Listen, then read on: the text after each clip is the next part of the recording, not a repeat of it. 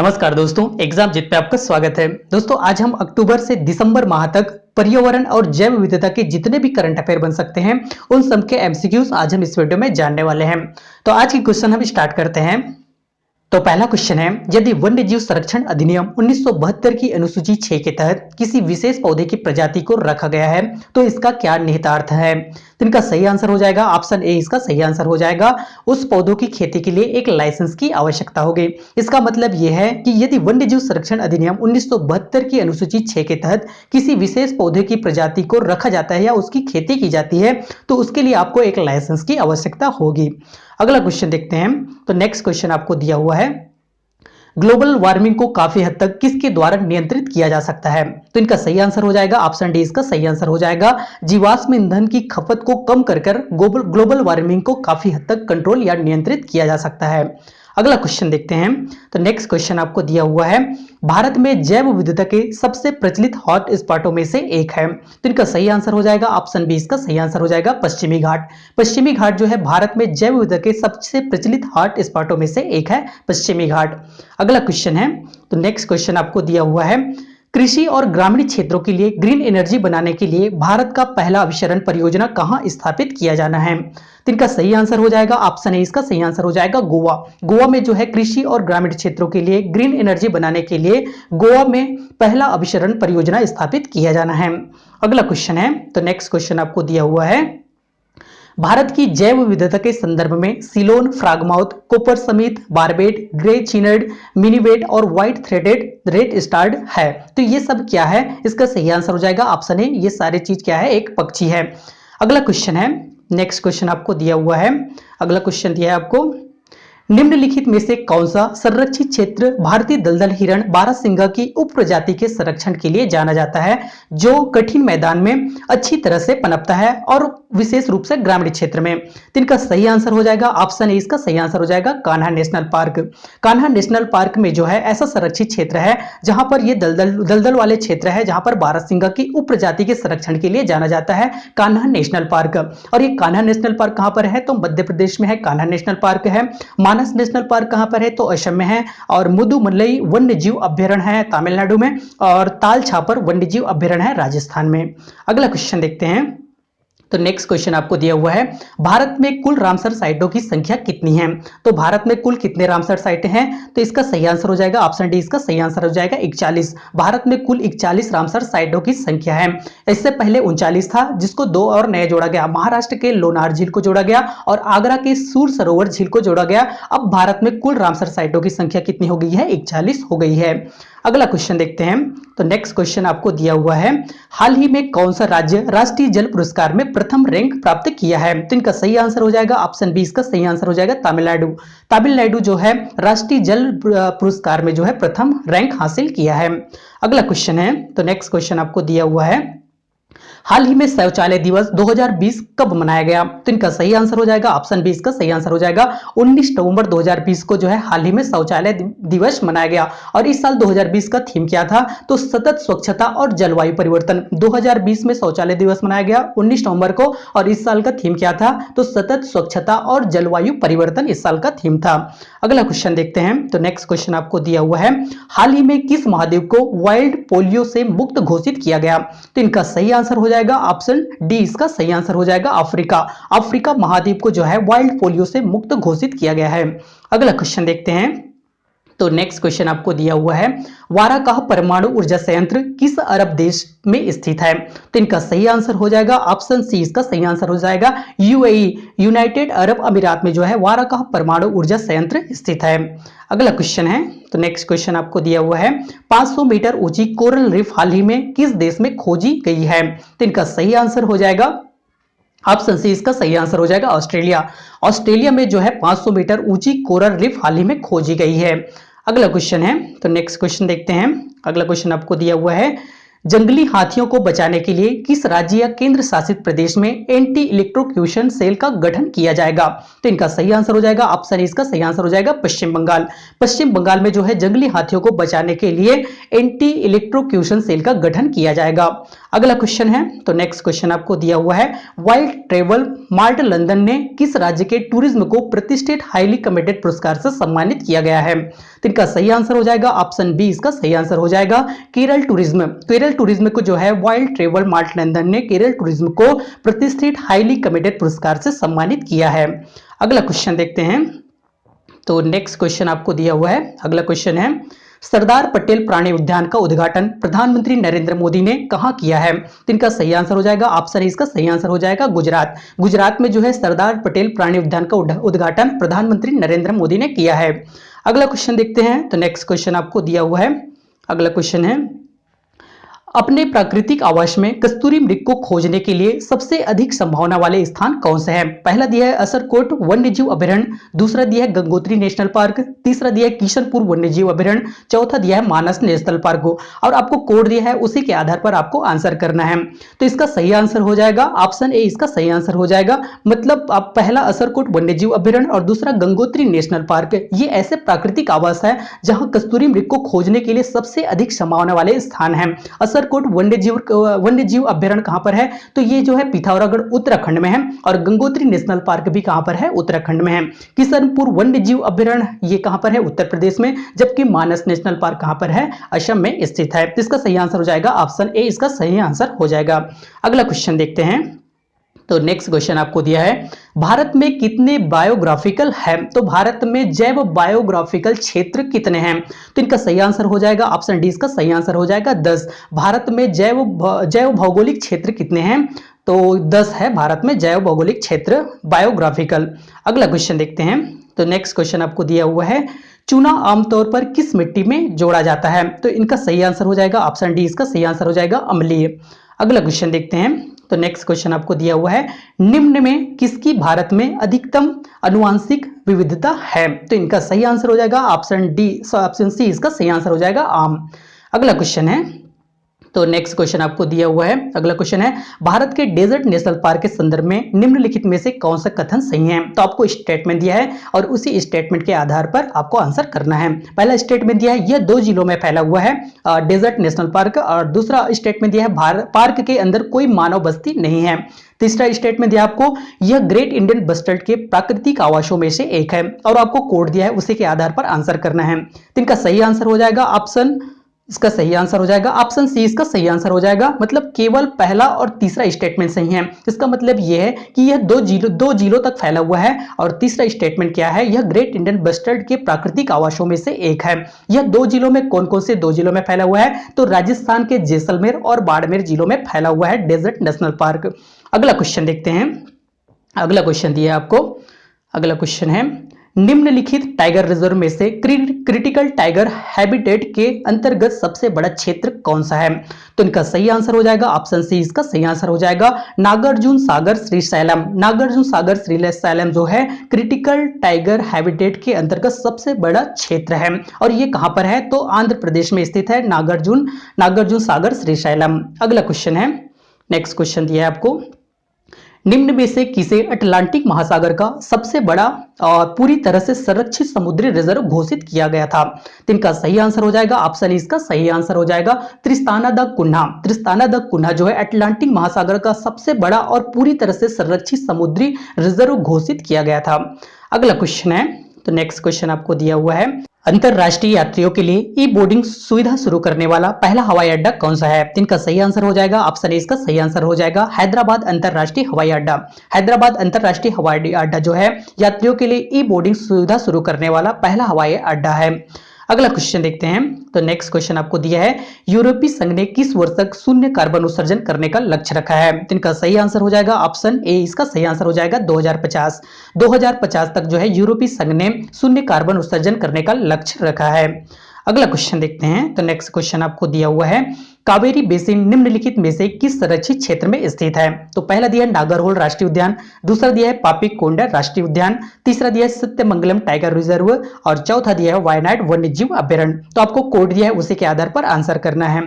तो इनका सही आंसर हो जाएगा ऑप्शन सी, इसका सही आंसर हो जाएगा नागरहोल राष्ट्रीय उद्यान, सत्यमंगलम टाइगर रिजर्व और वायनाड वन्यजीव अभ्यारण्य जो है कावेरी बेसिन के संरक्षित क्षेत्र में स्थित है। और यहाँ पर नागरहोल राष्ट्रीय उद्यान कहाँ पर है? तो नागरहोल राष्ट्रीय उद्यान है कर्नाटक में, पापीकोंडा राष्ट्रीय उद्यान है तेलंगाना में और सत्यमंगलम टाइगर रिजर्व है तमिलनाडु में, जबकि वायनाड वन्यजीव अभ्यारण्य जो है केरल में स्थित है। अगला क्वेश्चन देखते हैं। तो नेक्स्ट क्वेश्चन आपको दिया है, एक गैर नवीनीकृत संसाधन है, तो इनमें से कौन सा गैर नवीनीकृत संसाधन है? तो इनका सही आंसर हो जाएगा ऑप्शन डी, इसका सही आंसर हो जाएगा कच्चा तेल और यूरेनियम, ये दोनों क्या है? गैर नवीनीकृत संसाधन है।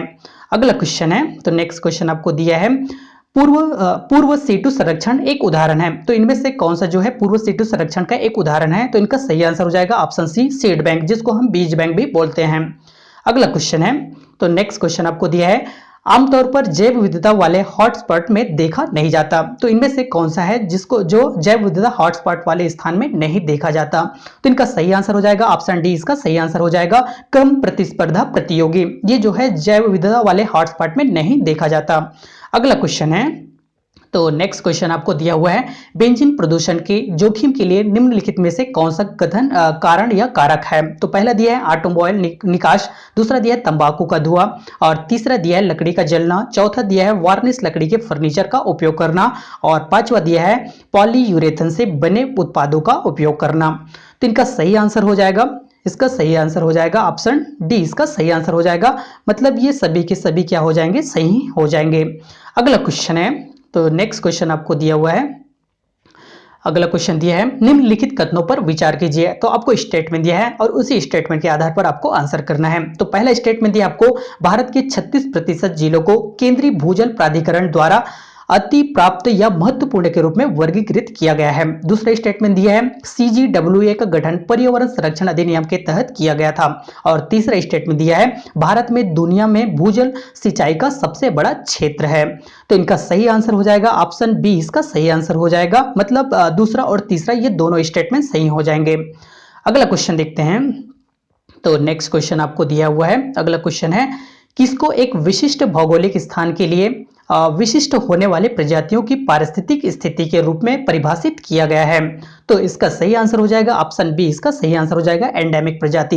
एंडेमिक प्रजाति को जो है विशिष्ट भौगोलिक स्थान के विशिष्ट होने वाले प्रजातियों की पारिस्थितिक स्थिति के रूप में परिभाषित किया गया है एंडेमिक प्रजाति को। अगला क्वेश्चन है। तो नेक्स्ट क्वेश्चन आपको दिया है, राष्ट्रीय वन नीति 1988 के अनुसार इनमें से कौन सा सही है? तो पहला ऑप्शन इसका सही आंसर हो जाएगा, इसका सही आंसर हो जाएगा पहला ऑप्शन सही हो जाएगा, मतलब पहाड़ियों के लिए 67% और मैदानी इलाकों के लिए 33% जो है राष्ट्रीय वन नीति 1988 के अनुसार संरक्षित है।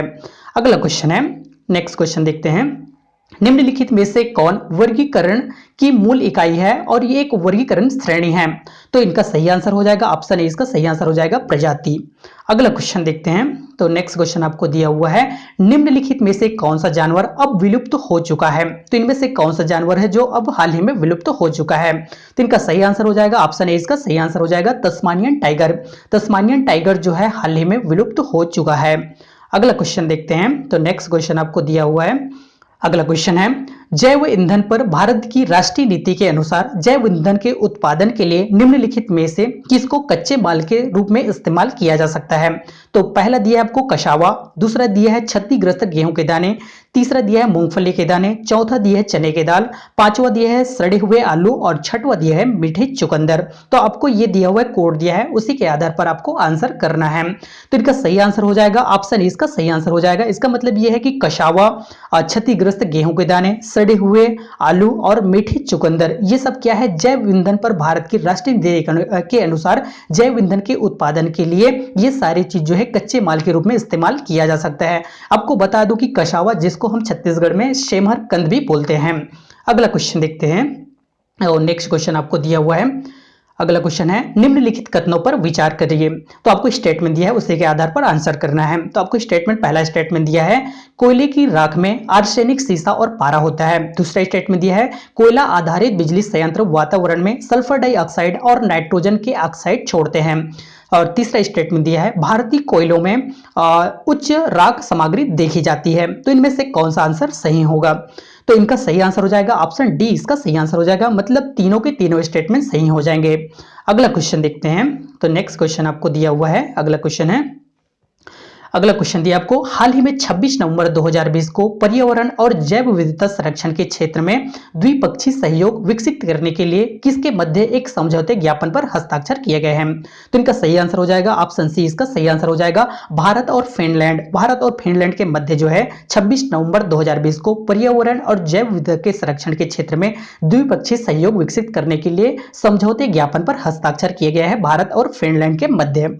अगला क्वेश्चन देखते हैं। तो नेक्स्ट क्वेश्चन आपको दिया हुआ है हाल ही में किस सरकार ने 2 सितंबर 2020 को केंद्र शासित प्रदेश की जैव विविधता के दस्तावेज के लिए एक 10 दिवसीय जैव विविधता परिषद का गठन किया है? तो इनका सही आंसर हो जाएगा ऑप्शन बी, इसका सही आंसर हो जाएगा जम्मू और कश्मीर सरकार। जम्मू और कश्मीर सरकार ने जो है 2 सितंबर 2020 को जैव विविधता के दस्तावेज के लिए एक 10 सदस्यीय जैव विविधता परिषद का गठन किया है। अगला क्वेश्चन देखते हैं। तो नेक्स्ट क्वेश्चन आपको दिया हुआ है, अगला क्वेश्चन है भारतीय हाथियों के संदर्भ में निम्नलिखित कथनों पर विचार करिए। तो पहला स्टेटमेंट दिया है एक हाथी समूह की नेता एक महिला होती है। और दूसरा स्टेटमेंट दिया है अधिकतम गर्भधारण की अवधि 22 महीने हो सकती है। तीसरा स्टेटमेंट दिया है एक हाथी आमतौर पर केवल 40 वर्ष की आयु तक शांत हो सकता है। और चौथा स्टेटमेंट दिया है भारत के राज्यों में सबसे अधिक हाथी की आबादी जो है केरल में है। तो आपको इसमें से कौन सा स्टेटमेंट सही है आपको बताना है, नीचे कोड दिया है उसी के आधार पर। तो इनका सही आंसर हो जाएगा ऑप्शन ए, इसका सही आंसर हो जाएगा। मतलब पहला और दूसरा दोनों स्टेटमेंट सही है, बाकी तीसरा और चौथा स्टेटमेंट यहाँ पर गलत हो जाता है। इसका मतलब ये है कि एक हाथी समूह की जो महिला नेता होती है वो एक महिला होती है, जबकि अधिकतम गर्भधारण की अवधि 22 महीने तक हो सकती है। दोनों स्टेटमेंट सही है। अगला क्वेश्चन है, तो नेक्स्ट क्वेश्चन आपको दिया हुआ है स्टेट ऑफ ग्लोबल एयर 2020 की रिपोर्ट के अनुसार 2019 में किस देश ने वैश्विक स्तर पर सर्वाधिक वायु प्रदूषण दर्ज किया? तो इनका सही आंसर हो जाएगा ऑप्शन ए, इसका सही आंसर हो जाएगा भारत। भारत जो है स्टेट ऑफ ग्लोबल एयर 2020 की रिपोर्ट के अनुसार 2019 में भारत ने वैश्विक स्तर पर सर्वाधिक वायु प्रदूषण दर्ज किया गया है भारत में। अगला क्वेश्चन है, तो नेक्स्ट क्वेश्चन आपको दिया हुआ है भारत की किस राज्य में 2019 में सबसे अधिक घरेलू पर्यटक दर्ज किए गए हैं? तो इनका सही आंसर हो जाएगा पहला ऑप्शन, इसका सही आंसर हो जाएगा उत्तर प्रदेश। उत्तर प्रदेश जो है भारत के ऐसे राज्य है जो कि 2019 में सबसे अधिक घरेलू पर्यटक दर्ज किए गए हैं, उत्तर प्रदेश। अगला क्वेश्चन है, तो नेक्स्ट क्वेश्चन देखते हैं किस देश ने सितंबर 2020 में जैव विविधता पर मंत्री स्तरीय गोलमेज वार्ता की मेजबानी की है? तो इनका सही आंसर हो जाएगा ऑप्शन बी, इसका सही आंसर हो जाएगा चाइना। चीन ने जो है सितंबर 2020 में जैव विविधता पर मंत्री स्तरीय गोलमेज वार्ता की मेजबानी की है, चीन ने। अगला क्वेश्चन है, तो नेक्स्ट क्वेश्चन आपको दिया है ओजोन परत के संरक्षण के लिए अंतरराष्ट्रीय दिवस विश्व ओजोन दिवस 2020 की थीम क्या है? तो इनका सही आंसर हो जाएगा ऑप्शन ए, इसका सही आंसर हो जाएगा ओजोन फॉर लाइफ। 2020 ओजोन अंतरराष्ट्रीय ओजोन दिवस था, जिसमें 2020 इसका थीम क्या था? तो ओजोन फॉर लाइफ इसका थीम था। अगला क्वेश्चन देखते हैं, अगला क्वेश्चन क्या होगा किस देश ने अपने नीतिगत लक्ष्य के रूप में 2050 तक शून्य कार्बन उत्सर्जन निर्धारित किया है? तो इनका सही आंसर हो जाएगा ऑप्शन ए, इसका सही आंसर हो जाएगा जापान। जापान ने जो है अपने नीतिगत लक्ष्य के रूप में 2050 तक शून्य कार्बन उत्सर्जन करने का लक्ष्य निर्धारित किया है। अगला क्वेश्चन देखते हैं, तो नेक्स्ट क्वेश्चन आपको दिया हुआ है, अगला क्वेश्चन है हाल ही में एटा नामक तूफान जो है किस देश को सबसे ज्यादा प्रभावित किया? तो इनका सही आंसर हो जाएगा ऑप्शन डी, इसका सही आंसर हो जाएगा ग्वाटेमाला। ग्वाटेमाला को जो है सबसे ज्यादा प्रभावित किया एटा नामक तूफान ने। अगला क्वेश्चन है, तो नेक्स्ट क्वेश्चन आपको दिया हुआ है हाल ही में किस देश ने पहले परमाणु ऊर्जा संयंत्र का संचालन शुरू किया है? तो इनका सही आंसर हो जाएगा ऑप्शन बी, इसका सही आंसर हो जाएगा बेलारूस। बेलारूस ने जो है हाल ही में पहले परमाणु ऊर्जा संयंत्र का संचालन शुरू किया है। अगला क्वेश्चन है, तो नेक्स्ट क्वेश्चन आपको दिया है भारत का सबसे पहला परागकणकर्ता पॉलिनेटर पार्क कहां खोला गया है? तो इनका सही आंसर हो जाएगा ऑप्शन ए, इसका सही आंसर हो जाएगा उत्तराखंड। उत्तराखंड में जो है भारत का पहला परागकणकर्ता पॉलिनेटर पार्क खोला गया है। अगला क्वेश्चन है, तो नेक्स्ट क्वेश्चन आपको दिया हुआ है, अगला क्वेश्चन दिया है हाल ही में किस आर्द्रभूमि क्षेत्र को अपने 42वें रामसर स्थल के रूप में शामिल किया है? तो इनका सही आंसर हो जाएगा, ऑप्शन ए इसका सही आंसर हो जाएगा त्योस्कर। त्योस्कर जो है एक ऐसा आर्द्रभूमि क्षेत्र है जिसको 42वें रामसर स्थल के रूप में शामिल किया गया है। और ये त्योस्कर कहां पर है? तो लद्दाख में है। ये जो है एक उच्च ऊंचाई वाला आर्द्रभूमि है त्योस्कर, जिसको 42वें रामसर स्थल के रूप में 42वें रामसर साइट के रूप में शामिल किया गया है। अब जो है भारत में कितने रामसर साइट हो गए हैं? तो 42 हो गए हैं त्योस्कर को मिलाकर, जो कि लद्दाख में है। अगला क्वेश्चन है, तो नेक्स्ट क्वेश्चन आपको दिया हुआ है, केंद्रीय पर्यावरण मंत्रालय ने किस पक्षी की आबादी वाले क्षेत्रों में ओवरहेड बिजली लाइनों के लिए एक फायरफ्लाई पक्षी डाइवर्ट कार्यक्रम चलाया है? तो इनका सही आंसर हो जाएगा, ऑप्शन सी इसका सही आंसर हो जाएगा great Indian bustard. Great Indian bustard पक्षी की आबादी वाले क्षेत्रों में ओवरहेड बिजली लाइनों के लिए एक फायरफ्लाई पक्षी डाइवर्ट कार्यक्रम चलाया है ग्रेट इंडियन बस्टर्ड। और ये कहां पर चला गया है? तो पोखरण राजस्थान में। अगला क्वेश्चन है, तो नेक्स्ट क्वेश्चन देखते हैं, किस संगठन ने ऑपरेशन ओलिव लॉन्च किया है? तो इनमें से कौन सी ऐसी संगठन है जिसने ऑपरेशन ओलिव लॉन्च किया है? तो इनका सही आंसर हो जाएगा, ऑप्शन बी इसका सही आंसर हो जाएगा आईसीजी, जिसको हम इंडियन कोस्ट गार्ड कहते हैं। आईसीजी ने जो है एक ऐसा संगठन है जिसने ऑपरेशन ओलिव लॉन्च किया है। और आईसीजी जिसका मुख्यालय नई दिल्ली में है। और ये जो है ऑपरेशन क्यों चलाया गया? तो ओडिशा में ओलिव गछों के सुरक्षा के लिए ये अभियान चलाया गया है। अगला क्वेश्चन है, तो नेक्स्ट क्वेश्चन आपको दिया है, किस राज्य में देश का पहला मास गार्डन स्थापित किया जाना है? तो किस राज्य में देश का पहला मास गार्डन स्थापित किया जाना है? तो इसका सही आंसर हो जाएगा, ऑप्शन सी इसका सही आंसर हो जाएगा उत्तराखंड। उत्तराखंड में जो है देश का पहला मास गार्डन स्थापित किया जाना है। तो आज के लिए बस इतना ही। अगर आपको वीडियो अच्छा लगा हो तो वीडियो को लाइक करिए और चैनल को सब्सक्राइब करिए।